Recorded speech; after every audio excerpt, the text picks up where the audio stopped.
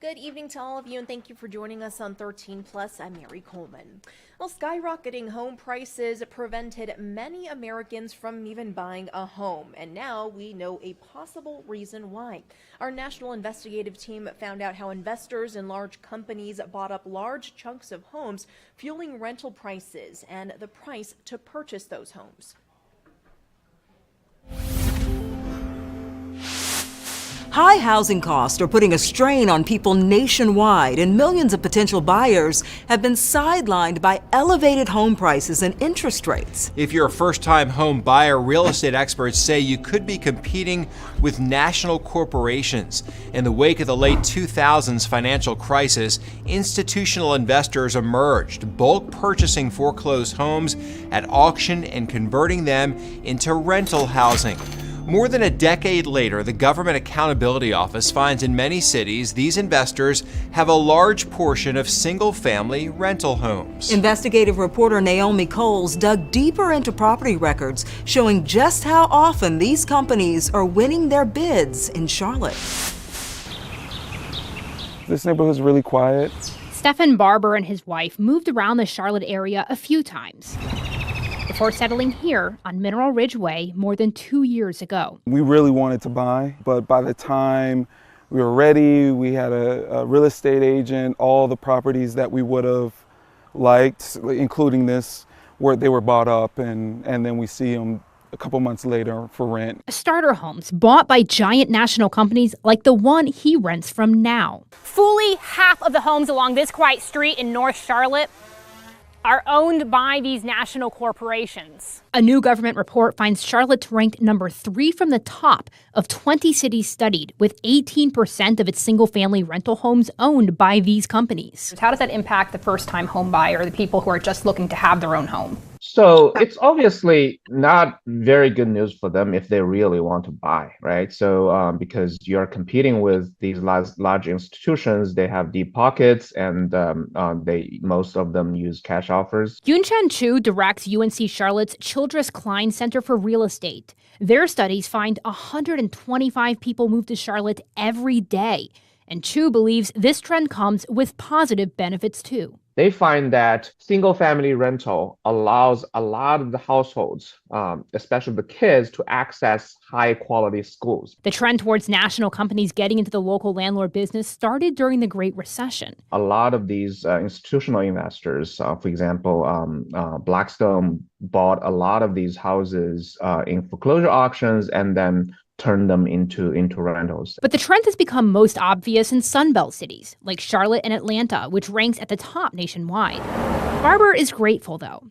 He gets the comfort of a quiet, family-centric neighborhood at the price of a large apartment. It kind of sucks that we want to buy but can't in any capacity. But then, we're just blessed to have a home and have a nice home with great neighbors and a quiet neighborhood. The Government Accountability Office points to another benefit of institutional investors. They are able to buy homes that require substantial repair, a cost that's often out of reach for many home buyers. And taking a closer look at the cities with the highest number of nationally owned rental homes, Atlanta takes the top spot, followed by Jacksonville with more than 20%. Then Charlotte, Tampa, and Phoenix round out the top 5. Americans love their road trips. They've loved them for a long time, and they continue to do so today. Bankrate analyst Alex Gailey knows that love can be costly, especially when it comes to filling up your tank.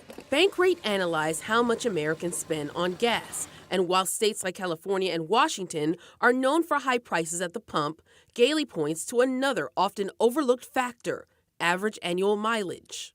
Bankrate looked at data from AAA and the Federal Highway Administration and found that Americans in more affordable states actually spend more on gas on average. The states where drivers are spending the most on gas annually are likely states like Indiana, Wyoming, Missouri, Georgia, Mississippi. These are all states that are generally considered affordable states, places to live. But when it comes to gas costs, they actually tend to be on the higher end annually because, again, although gas prices might be lower, drivers in these states are spending a lot more time on the road. So, how can you save at the pump?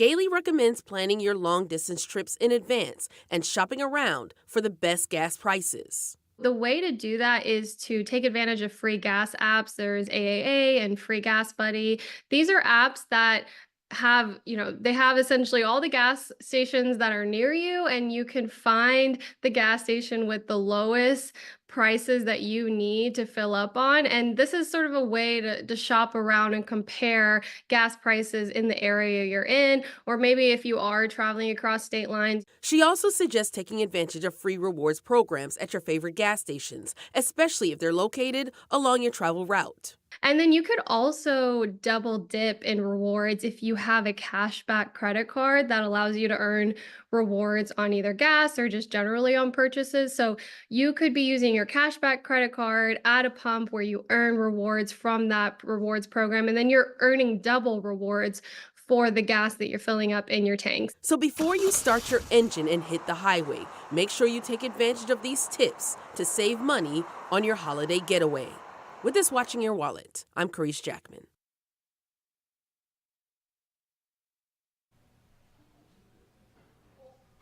Now, Gailey also says to consider the times when highways are likely to be congested. Leaving a bit earlier or later in the day can definitely help you save on gas.